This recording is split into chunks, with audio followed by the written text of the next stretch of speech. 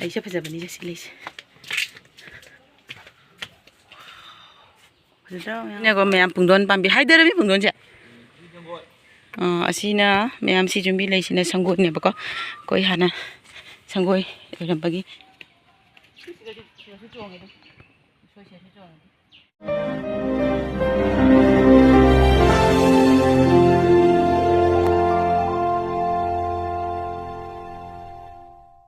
Hello ma'am, good morning.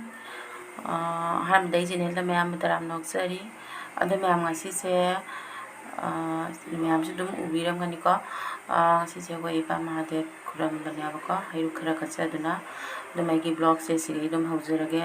Ma'am matang yeminasi. Ma'am ngasi dia koi chara da ko alu baja alu ina ngawna dum sa ni ko baja se sumana Pero sumana kuk na ko sang soy de cha se dum si sum haw na ko me ngasi ke chara se ko simple oina dum alu baja dum sa ni atopa tan khram su hawre adu ke ti adu ni asita ni ko ma'am ko matang ma'am yingminasi kari tauba wow nang jadu ko janing de Lalu sumai sih sini sahaja sih, mana sih yang masih hau ni muka sini karoni jangan itu janjel le.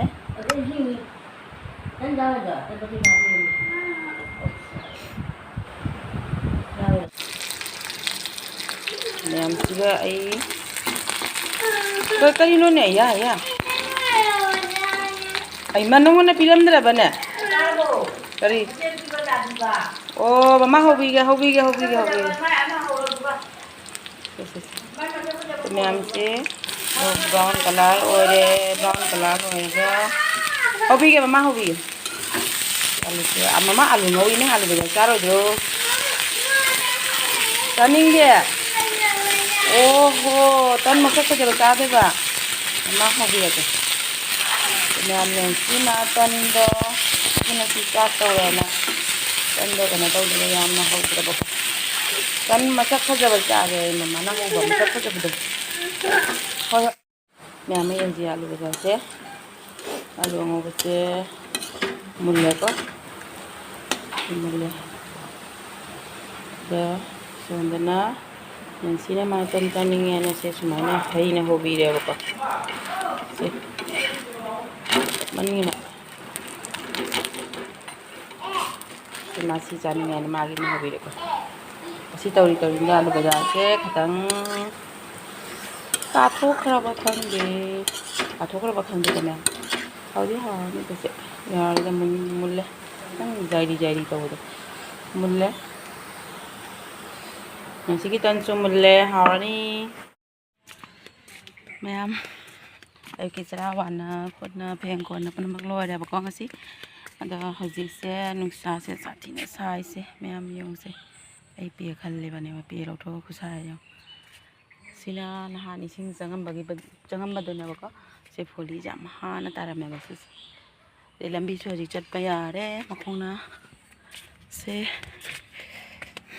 to khoi ji turian da khoi khong ban da me khoi gi usoi chong bra ni ying se bako usoi ka ma yong chong ma do ya se ngan ja ke ya ying si lambi yong se lambi jin han ising yam changam ma da si ising loi changi me ba thum mi ma ba se mamang dei na ising kan chen ba yangan mi ba do swai sin se mangai le ram se chau si la chau si adu me am sina ko khoi hana khoi son da no hong dorok pa na mamang da sina mamang hana sila le ram ba si lambi na ba se hana gi thonga ni si mi chatna dana na pi im ta ho re de so dana ko am ta ni yong si me kwa bagan si lambi se khoi na mamang da hong re ba ko chum no ba asina hana gi mi le ma ai be ma chek su le siga le chu pam bi chu le chu pa li ni ho chi chu atheng boy ma re che sina ma'am asi thongan ne bakse si thongan ne bak kita hoise Sina ko mayam pungdon pambi haidarami pungdon ja. Asina mayam si jumbi lai sina sanggoi ne bako koi hana sanggoi rambagi so dei thongan chalim sina sanggoi ko sina khoigi Mahadev sangko ada hongdoya ba hajikti ti loi thongga loi thugai na loi yaudre la ya da pochale sina hanagi asi moi kano donitra komla ra kino che Mesti capra tu mai tu ini. pungdon je palin Palin. pungdon pambi je wawang haidara mese Macam palin. Capra ada nanti. Sisa. Capra orang tak ini terah. khangde mayam pali kari kari na Capra ni. se mayam che champra ra kari na je pali se urba sonda jama pale kai na tu ada Amun ni tu ada pale Kau ini ada capra. kuire bo se mayam laktaba sina hanagi sing tanki ne bako se sing tanki ke tharambagi sina jumpam ni na bi mayam jomjan gre si jumpam ni se hanagi si sumang ni se kwa thana si sumang ne go mayam si sumang ni sigana Mi kya le mi taung do tani tai taung do le mi bung kya na khadi ra. asina khoi jumgi dari le rame se jumgi dari paka karim kairam dri ne leiri se mayam jumgi dari sina mayam se hanagi jumgi dari ne bako sina pi loina si jabra api loi ho khare se jumgi dari se leire se ai ne se jumgi dari ya sundana tenki leire singi Tahu jum ni mi kran. doni kame de sina mayam sina koi Mahadev hana leira bako adikti koi ada pure bako ada pu khare ha pali ba Palin macam ni kau bawa mak palin. Sigana akhoi sumang masjid ko si sumang masjid na kai ngalake sumang masjid hoba hinau ni haba se pale ba mathak tu pali se pali si hinau si jam hawe ba si ne ba ko aina sari da asi akhoi ina ba matam da akhoi ni am iku am gi ta hara ba si se ase hinau pali se myam hinau pali da myam se hinau se jam hawe ba na puri to de chingdau da na puri to chingdau da na sina sumang masjid da ho hinau ni ba ko hawe Ayo bami mau kita gitu. Asal na bami kali. nim bambi sina na kha da ho ba ne ba ko se Dua sana tu. se yum gi na kha da ho ba Sana sana. sajana ka Ada hu sana bami. sajana ko Dua sana lo ni lechi bami mang mari. se sajana se myam khoi hana gi yumpham ni se sina sumang leire sondana sanggoi leire khara wangkhana leiba se dagaidi asondana yum leire si yum gi sina napi loina songre ba se myam yum gi dari ka uri sor ba je sigaina khoi khongban lambi chatpane ba ko dei sondana khoi kwa am tani se Si kwa na ko si kwa am tani si khoi gi mtani se myam loina handai sing loi changam mi ba si sing loi changam ra se si maning lon da khoi laudra ba se song gra mi leina dra bani na khara song e ba ko dei sina khongban gi lambi Para kala mi. o se poli loi changam me Kala mi para. khoi si kwarak se sing changam me ba mayam sina poli hajan biram me si khoi yum pham maning ne ba se si su wang khale de ma poli ma pale pi pale Si Durga Puja macam tu sana usukli ai na ai usukli. Lai ai. Bukan kan sali. Ni salah mi. Kita lai dekat jadi. se khoi khong train khongban da yam lakna dare ba ko a jum da dum ising de kai de loina jum da leira bani na sonda mathau ta dre yum jam duna akhoi gi wa ka di se khongban da ho bani na ko khara la pe ba yum da gi do Ushoi chungba yengba lakpa ne ba ko myam de yengalake oi ma ising je keno cheli cha khangtian cheli mi le bidan o mi le ramine se myam se asi loina si ising changam me ba ko se mathak ta kana do khoi ga che sumai to tham biram me ta puri to ching dau ne sina ko myam sina khoi gi keno se asi kha jogi ra 그 종이 가져오니. 아코이 그럼 에코이니 시마 빠. 아이 아코이 레비 시 아코이라. 시가 레바 그라 하람에도 매암 시나 젠더라메 그라. 시는 구토기 봐. 아시 굿크레 마카다 그라. 아니 가져오니 하람 봐. 아 손이 하이죠. 종이나 그라 하갈랑 하람. 왕론데디 톨람브라. 왕론데 톨람 마레네. 왕론 그러면 톨람 톨. 아 손이 시나 산호이 나트라 시 아코이 가르네세. 시 에코이 와자니네. 우소이 우리 와세 매암네서. 오래 우소이 좀 걸라 봐. 두두두. 지금 우리. 매암 시가 우소이 마 좀. 아, 우리. 세 매암 세레 우소이 마 좀에. 아직 그나 또 마담 세 우소이 우디 자바지 하우디 하고니 뭐 우소이 모tor 콜리 하와이 로이나 야들라가 종종도 말이다. 우시 하절람이 양타 하람.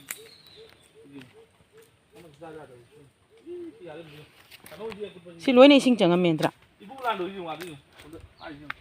Si môi trường nó không khá chính chứ. Mẹ em tụi em sinh cháu mà tung gì nín bao con xe. Chật chật bây giờ để bút thấy gì. Quang luôn đi hạt dân bị đâm mẹ. Cái đó Hari ra môi xe. Moi bula do si tung hai chu de mo. À xuống đó budi haram mẹ bà du wang cái sao bà. Wang cái gì? Wang cái Folida cái nắp pai wa. Jam môi xe jam habi làm đấy. Anh ta jam wang ở gần đó thôn bi làm mình. Wang làm ju được ba. Sữa rồi đó. À được wang làm ju. Ising nham handa hả? Sini nham.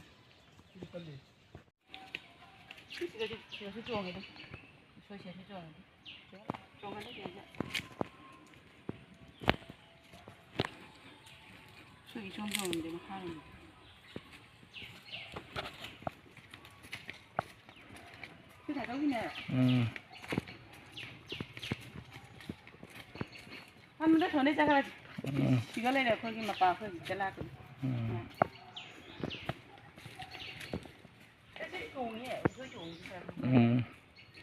서야들 지구니.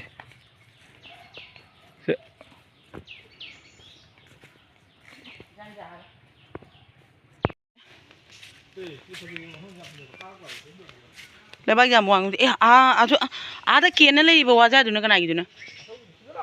Ai là rồi. Ai tao lấy.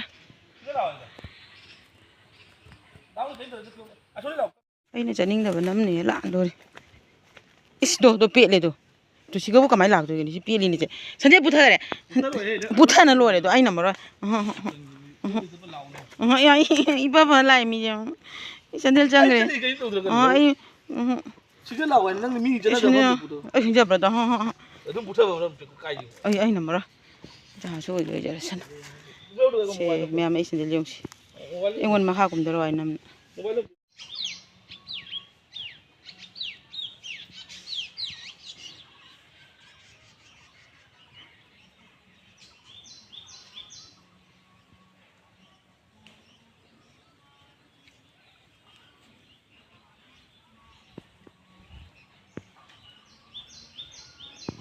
Ôi, akhoi đi Ushoi trông nè, xí cái đi trông mì nè, nè, nhiều cái gì đó, hay là mẹ Ushoi. Ai chứ? Ôi chứ? Sẽ mấy lấy bạc tàu ra gà để thôi rồi đó đi. Bao số là cái ăn tạm rồi, ăn đồ mình lâu rồi cái.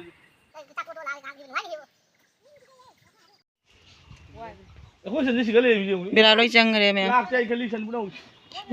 Mỗi sinh cháu thì bera lôi chăng rồi, phụ ta lâu rồi.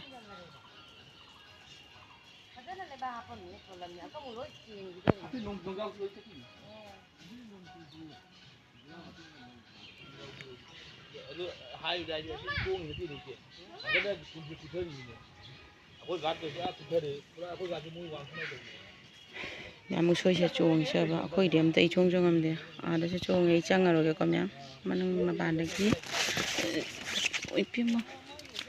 Sẽ Ushoi sẽ trông cái trông mẹ. Sao thế mẹ?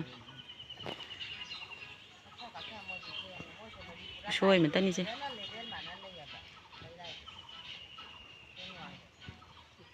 Khơi hal lên đó không ban được gì. Đấy sẽ phải giờ mình đi xin lấy. Fazidão, yeah. Sakay Sunny. Babre, I am busy man. Busy woman. The ma'am has quite to chatlure gana eikhoigoigi. We got Mamang the lady of a sim among the lady of a coin halacina, Swandagi, Halapana, Chatpanasigi, Halapana, the gi, Quazi Haleva to the end, to end Hagan from the Yamua, no sit could sit a Makotomanis, honey. She sit paddy in Sabasiga to your command of a medium, no matter made his mind to go to the ma'am. Yumda salasi sak thongbagi matam gi hore my duty hore ai duty kabai matam ni hore ai ki duty loina haji chalu bane ba thaba kai kai roksalamaga haji sak sa se ma'am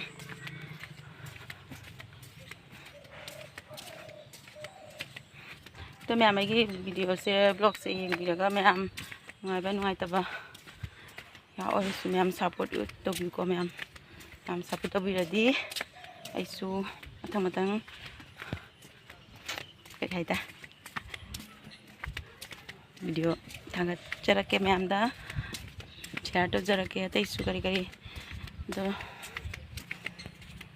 to ma'am ate yum da le ko Uli khom ni lenang chan na ucha amana ucha ma'am ko ji morok mako chudi jumda pando morok ati kan medalo are ko morok mako chudi ko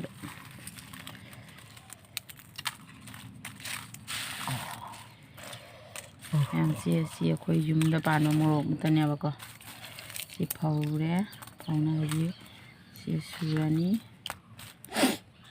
kang ya ba ko mako ka chudi ba ko mako to tak ko ya handra ba asina asang badagi kena to ba phau ba ya hora ma chudi wa hore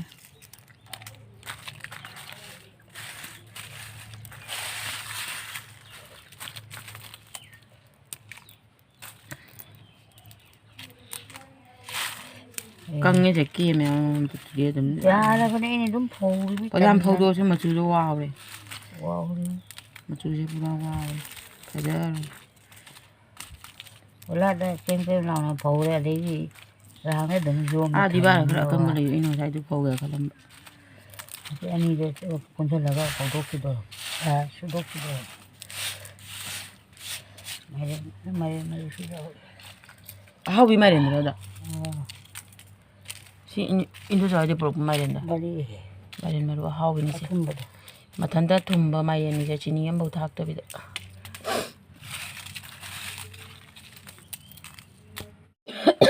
Oh jangan mana?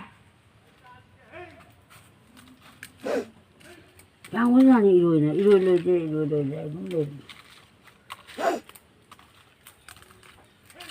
Sudah mana ni? Ini tu udah ni. Jadi singgung maran.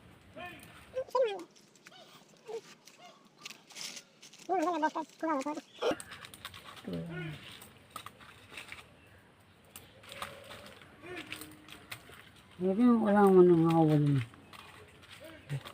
Kaya mana tunggu? Tumi makara tunggu ada tanggalan me. Macam ni kita jadi. Makara tunggu tu, jadi tanggalan me. Tanggalan macam tengah keterang. Makara tunggu je apa tu?